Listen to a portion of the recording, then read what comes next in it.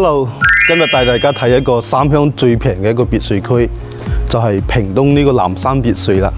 咁咧，我記得我有一期係拍過一套嘅，係最平嘅，成個三鄉或者成個中山最平嘅168萬嘅。好多客戶問我，不過唔好意思，冇幾耐就賣咗啦。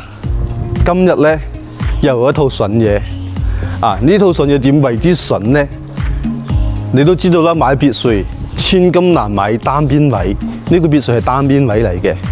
咁咧，佢係230幾方，總價278萬。如果睇啱咗咧，仲可以傾嘅。除咗之外嘅亮點係咩咧？一陣你去睇你就知道啦。千祈要保持耐心觀看。呢個視頻咧可能會有少少長，但係咧你得到嘅呢個樓盤信息絕對係顛覆你對三鄉嘅一個觀念。咁咧佢係啱好裝修好嘅，未入住過嘅，而且最難得就係佢仲有側花園嘅。跟住我鏡頭一齊睇一睇啦。咁睇呢套別墅咧都要有少少體力。佢總共係5層。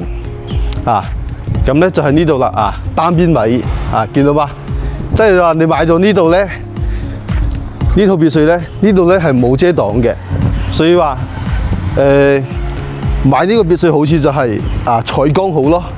好，咁跟住帶明鏡頭一齊睇一睇，我哋先經過車庫上去1樓啊。呢個別墅咧大概係有4層㗎，我哋先嚟到第1層。呢度第1層呢度咧係做咗個廚房嘅，廚房同食飯廳。咁咧大家睇到嘅都係比較新淨嘅，係裝修好未入住過嘅。咁個食飯台。咁出到嚟呢度咧，呢度仲有一個多功能房，其實你可以做個推拉門。做過嗰啲做嗰啲茶室又得，睇呢個採光幾正，係嘛？一啲都唔壓抑，係咁喎，裝修好嘅喎，未入住嘅喎。咁咧，經過呢度出嚟咧，係有個客廳嘅，呢個廳都幾大，擺埋呢個沙發喺度，係嘛？幾舒服下。咁望出去呢度咧，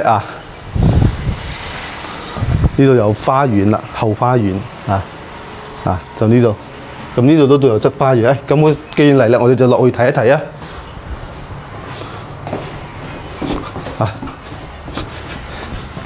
當然頭先我同大家講個270幾萬咧，睇啱咗咧，仲係可以傾少少嘅，可以平少少，睇啱再講。咁呢度就係個花園啦，1樓花園。如果你識得打造啲綠化、種菜養花，或者有啲咩香港人係中意翻嚟養寵物嘅、養狗嘅、養貓嗰啲最舒服。嗰度過去仲有側花園。成個小區咧，因為呢個係連排嘅，咁係得呢個先有呢個側花園㗎。呢個先有側花園㗎。呢度你都仲可以整個魚池都冇問題嘅。好啦，咁1樓同埋呢個花園我哋睇咗啦，我哋上去2樓睇下。好啦，咁我哋上到2樓啦。咁2樓嘅同1樓相差無幾。咁咧佢都喺呢度仲係2樓做咗房間嘅。佢基本每一個房間都有個飄窗。喺呢度望出去係幾舒服下嘅。俾大家睇下呢個小區環境。好啦，入嚟等陣，我哋先關好窗。2樓都有個洗手間。2樓咧，其實相當於係做咗2個房咯。呢度咧可以作為一個會客廳咯，少少嘅茶藝室咁咯。咁呢度又有個房都係帶埋獨立衛生間嘅，仲有獨立陽台嘅。所以呢套樓攞落嚟咧就係唔使點去裝修噶啦，粒粒靚嘅。呢度仲有個陽台，每一間房都有獨立陽台。270幾萬，可能喺香港買個廁所都買唔到喎，但係咧喺呢度咧可以，住上幾千尺嘅大屋喎，而且帶埋裝修俾你喎，帶埋裝修喎。好啦，咁我哋上去3樓睇下啦。好，我哋一齊上嚟。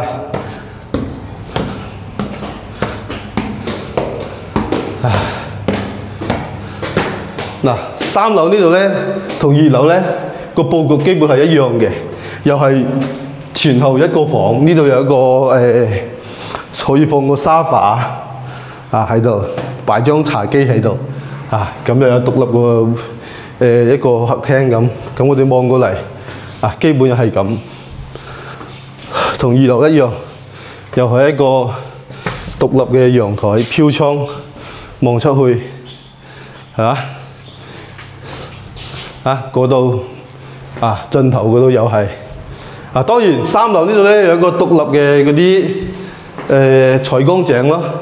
呢度有一個房間洗手間咁呢度咧就可以放一個獨立嘅採光井咁咧同大家講，有天有地先係別墅啊嘛。咁咧佢上邊係仲有天天地地嘅呢度上嚟。呢度第4層啦第4層就唔做房間啦就將我個房間做為一個露天嘅露台俾你呢啲就係好多香港人中意嘅，可以喺度 barbecue 係嘛？哇，沐浴着，溫暖個陽光幾舒服呢個先係亮點，有天有地，方之為別墅。有好多人一世咧住個屋咧，好多都見唔到陽光嘅。翻嚟大陸呢邊住咧，咩最可貴自由嘅陽光先好貴啊嘛！可以喺度曬衫褲，可以喺度養寵物，係嘛？咁先舒服所以話我個人認為咧，喺三鄉屏東呢個位置咧，佢又唔係偏僻地方，咁核心位置咧有一套咁嘅別墅咧係非常之 OK 嘅。你買餸去邊度都方便，佢有唔同嗰啲山卡拉或者山邊嗰啲。喺呢度咧就係享受生活嘅便利仲可以享受到一方天地，可以有一個自我嘅放鬆嘅空間，係嘛？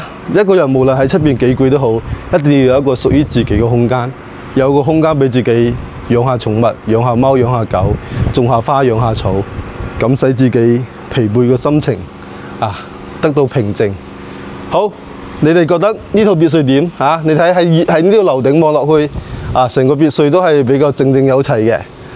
如果對呢套別墅有興趣嘅可以私聊大明約大明實地睇樓230幾方，即係2000幾尺，278萬，仲可以傾少少。好，see you。